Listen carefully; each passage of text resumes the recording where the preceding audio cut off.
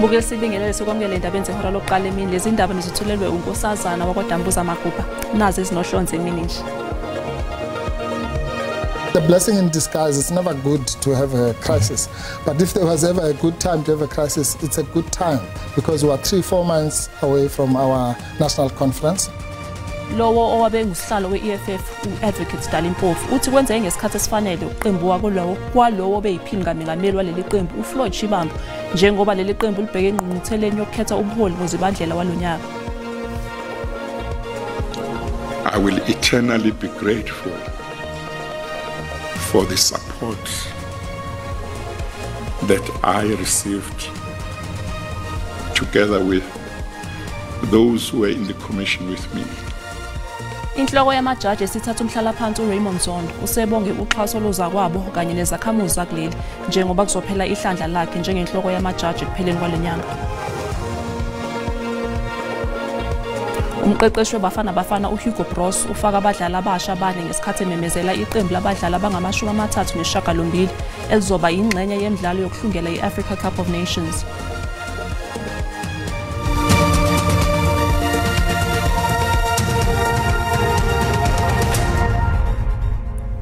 Iqembu Economic Freedom Fighters libhekene nenxushunxushu emva kokushiya isigubhukane kwephini kaMengameli walo uFloyd Shivambu kanye nelungu lePhalamende uMzwanele Manyi beqembukela eqenjini umkhonto wesizwe. Owabe ngusihlalo wokuqala we-EFF u-Advocate Dali Mpofu uthi ukuhlubuka kwalabo bobabili kwenzeka ngesikhathi esifanele njengoba iqembu libheke engqungqutheleni yokukhetha ubuholi ngoZibandlela. Owabe engusihlalo wokuqala we-EFF u-Advocate Dali Mpofu uthi uqembukela ku-MK Party kwamalungu amabili ye-EFF uFloyd Shivambu kanye noMzwanele Manyi kwenzeke ngesikhathi esifanele njengoba iqembu livivela ingqungquthela yokukhetha ubuholi ngoZibandlela. It's a blessing in disguise. It's never good to have a crisis. But if there was ever a good time to have a crisis, it's a good time because we are 3-4 months away from our national conference. Umpofu uthi nakuba beshaqekile ngokushiya isigubhukane kaShivambu benoManyi kepha iqembu angeke lifadabale. What really happened was that this was obviously unexpected and it hit us hard, particularly at that level. But much as an organization is like a person, but it also is an organization of many people. Yeah. And so we can't be, wiping our tears for months and months on end. The show must go on. Ngakolunye uhlangothi usihlalo we-ANC eGauteng uPanyaza Lesufi uxwayisa ngokuthi akumele besheshe begiye ngethambo lenye indoda kwazise nabo babhekene nezinselele ezifanayo eqenjini. We must not get easily excited by these developments because we are ourselves going through the same process. We should concentrate on the process where we have some members of the ANC that has left to join MK Party, and that process has not been finalized, and therefore we are going through the same process. Umbiko uSihle Dlamini wezindaba ze-SABC. Undunankulu wesifundazwe eGauteng uPanyaza Lesufi uveze ukuthi lungase liqhubeke uhlelo olubizwa ngokuthi Nasi Span ngemva kokuthi kwanqunyulwa inkontileka zentsha eyayisiza ezikoleni engaphezulu kwe-130.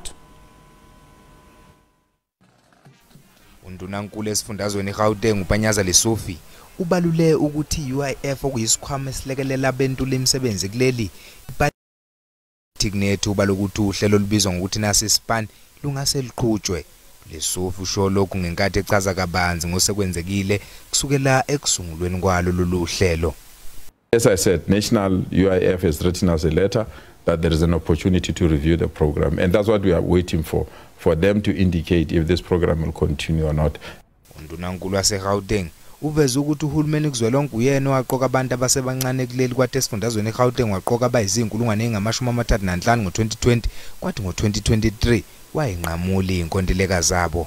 National government appointed young people across the country. In Gauteng there were 35,000. There were various thousands across the country as part of the COVID mitigation effects so that they can assist teachers with additional work. Remember, at that time, the learners were coming, shifts, system was utilized and many other things. So, unfortunately, in 2023, their contracts were terminated by the national government.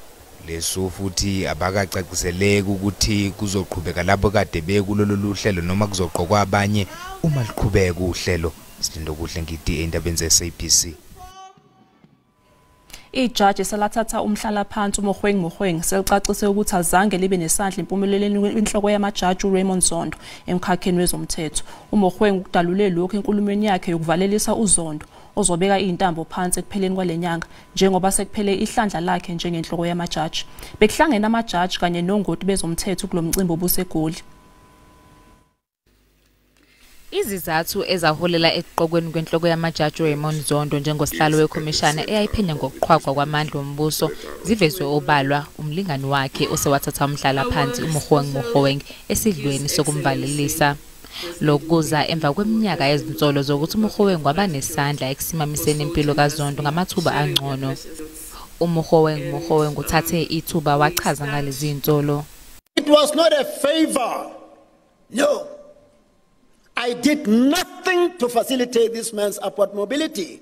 He worked his way up. May all of us who are privileged to have or to assume positions of responsibility not sit down, comfortable and hoping that the position will make you what you've never been. Inhloko yamajaji uZondo nosebenze eminyaka ecishe benga-30 kulomkhakha waba ngundabuzekwayo ngesikhathi eqokelwa umsebenzi wokuba usihlalo wale khomishana. Yize lo msebenzi wamdalela amazinyo abushelelezi kwabanye kodwa waphinda waba ingxenye ebalulekile yokuqala indlela yokulusana nenkohlakalo kuleli. The work of what is now known as the Zondo Commission remains the integral part of our efforts in our country in the wake of one of the most shameful periods in our democratic history. uZondo ubonge ukwesekwa akutholile kubantu bakuleli ngesikhathi esinzima. I will eternally be grateful for the support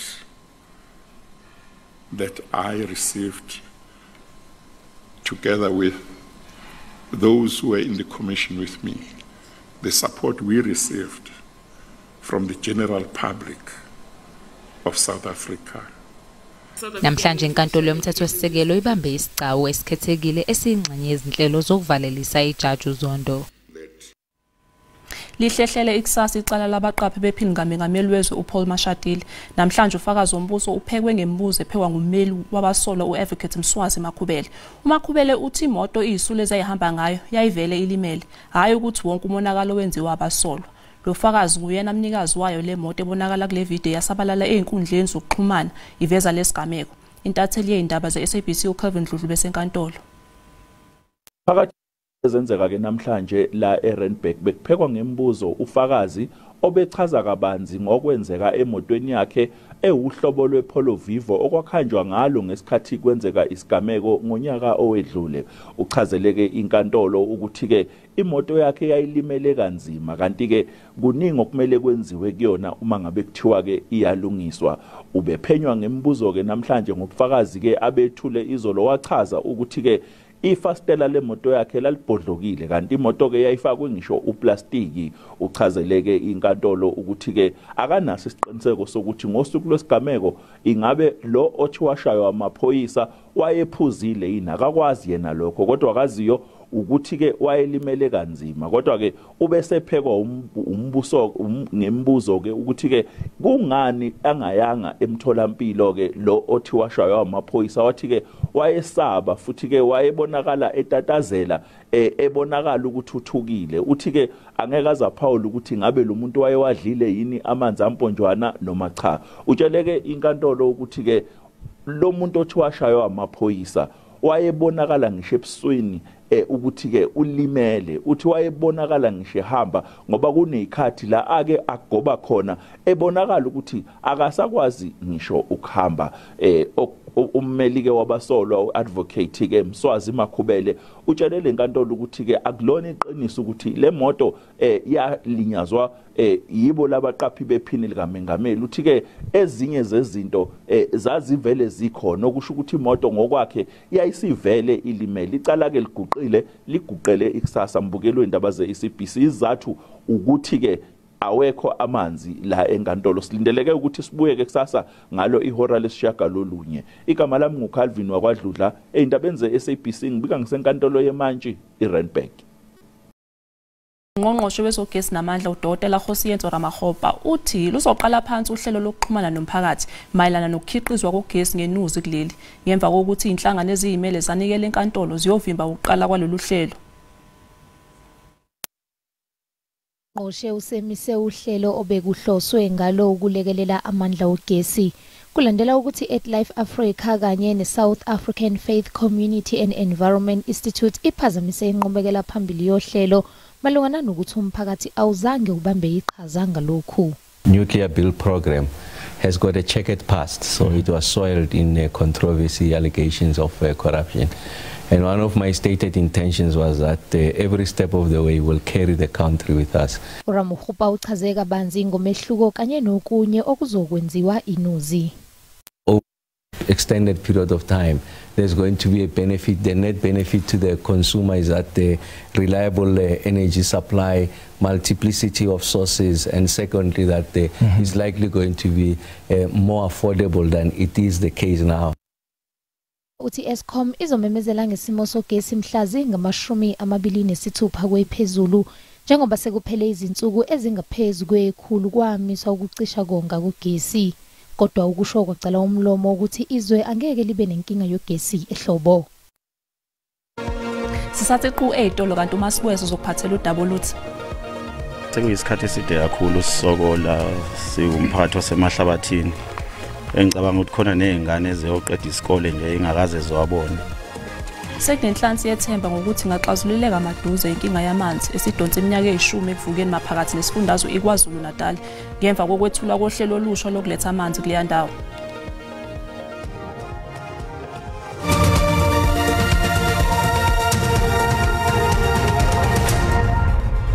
Sikubingelele sikwamukele uma ngabe usanda ngena udabeni oluphambili besibika ukuthi lowo owabe engusihlalo we-EFF uAdvocate Dalimpofu uthi kwenzeke ngesikhathi esifanele uqembu kwalowo beyiphini kamengameli waleli qembu uFloyd Shibambu njengoba leli qembu libheke engqungqutheleni yokukhetha ubuholi ngoZibandlela walonyaka.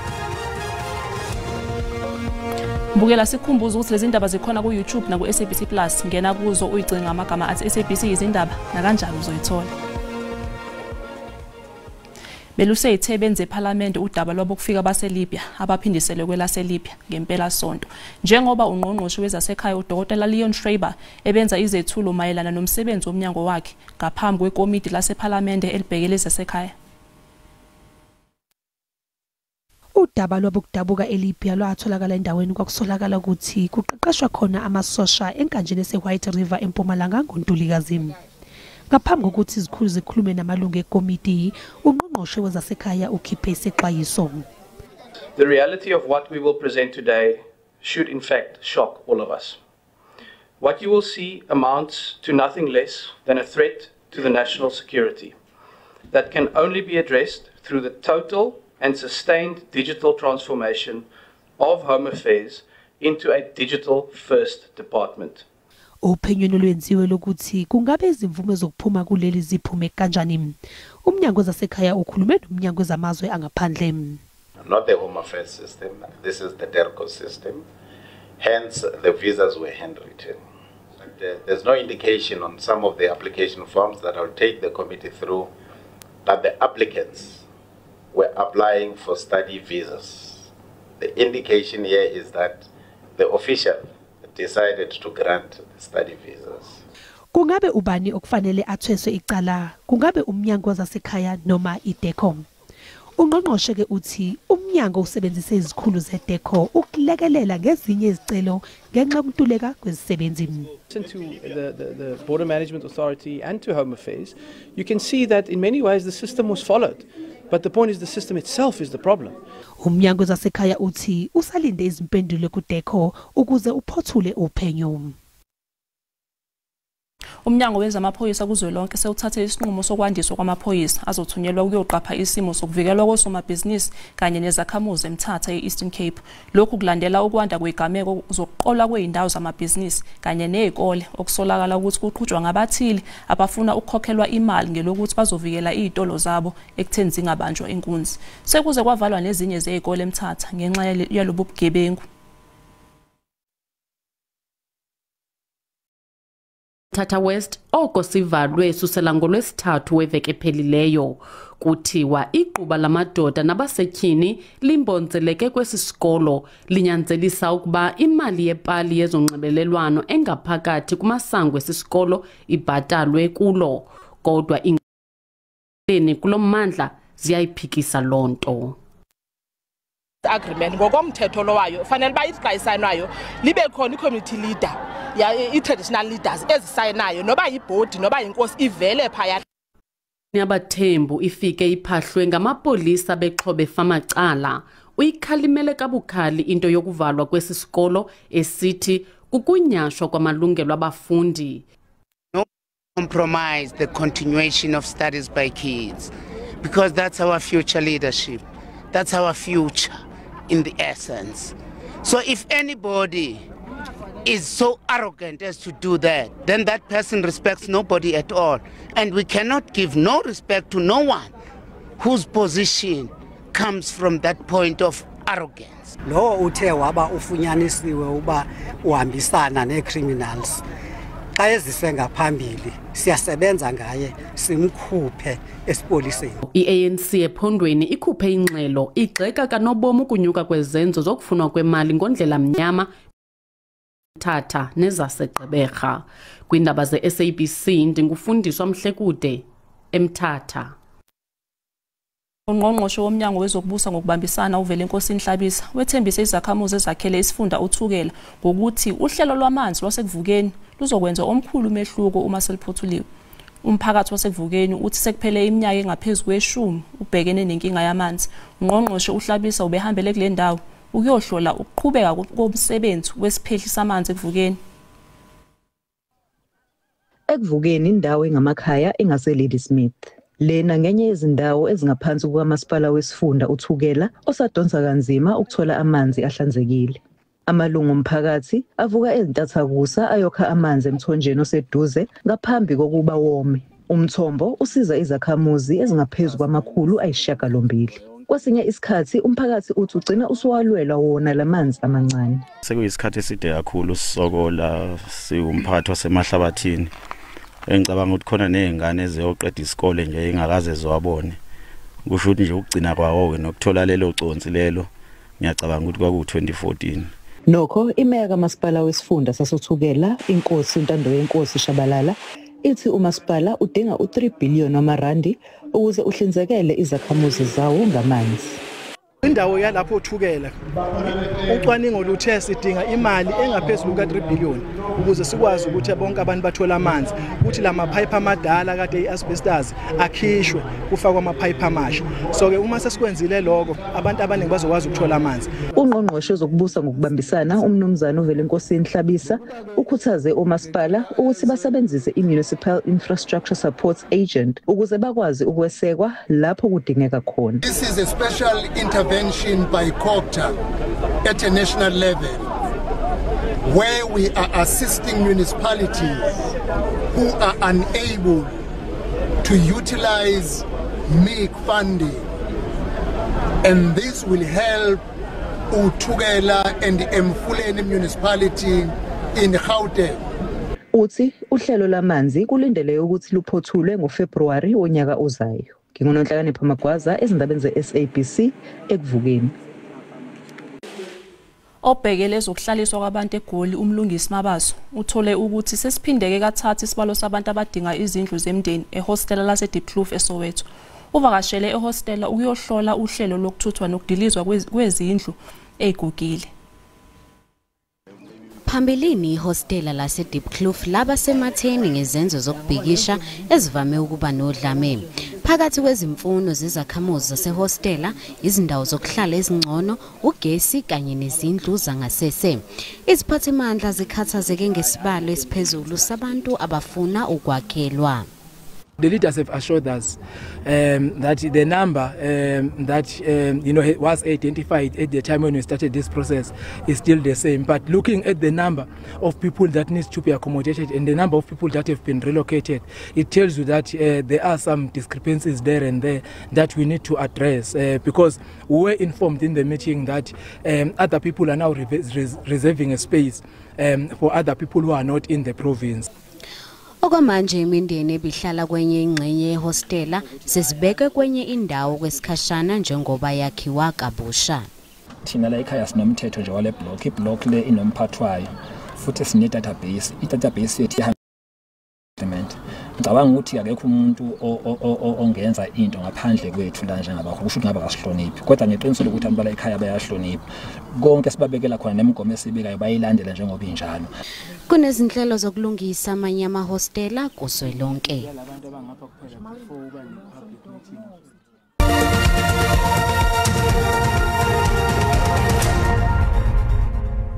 Umqeqeshi weBafana uHugo Bruce ufaka abadlali abasha abane ngesikhathi ememezela iqembu labadlali abangama-38 ezoba ingxenye yemidlalo yokuhlungela iAfrica Cup of Nations. Izwe lenza kahle kumqhudelwano weAfcon eIvory Coast lapho lanqoba khona indondo yethusi. uBruce neqembu lakhe manje bazimisela ukuba ingxenye yomqhudelwano olandelayo, kodwa iMorocco, iCongo, iSouth Sudan kanye neUganda iwona amazwe azobe sendleleni yaleli qembu eqoqweni uK. iBafana izodlala umdlalo wawo wokuqala wokuhlungela iAfcon neUganda enkundleni yezemidlalo eOrlando Soweto mhla ziyisithupha kuMfumfu, kulandele umdlalo neSouth Sudan emva kwezinsuku ezine. Umgadli weVetis uSimon David Borden uzobe ingxenye yeqembu kokuqala nqa. Lo mdlali oneminyaka ama-22 wazalelwe eNetherlands ezalwa abazali bakuleli. Unobuzwe bamazwe omabili. Amaqembu amabili aqede isicongweni eqoqweni iwona azohlungela ukuyodlala kulomqhudelwano ozobanjwa eMorocco ngozibandlela wonyaka ozayo. uBruce ulindele uthatha izinqumo ezinzima njengoba kusafanele anciphise leli qembu ukuze asale nabadlali abangama-23 abazobamba iqhaza kule midlalo emibili. Bukela umhlahlo wesimo sezulu uyalandela emva kwekhefu.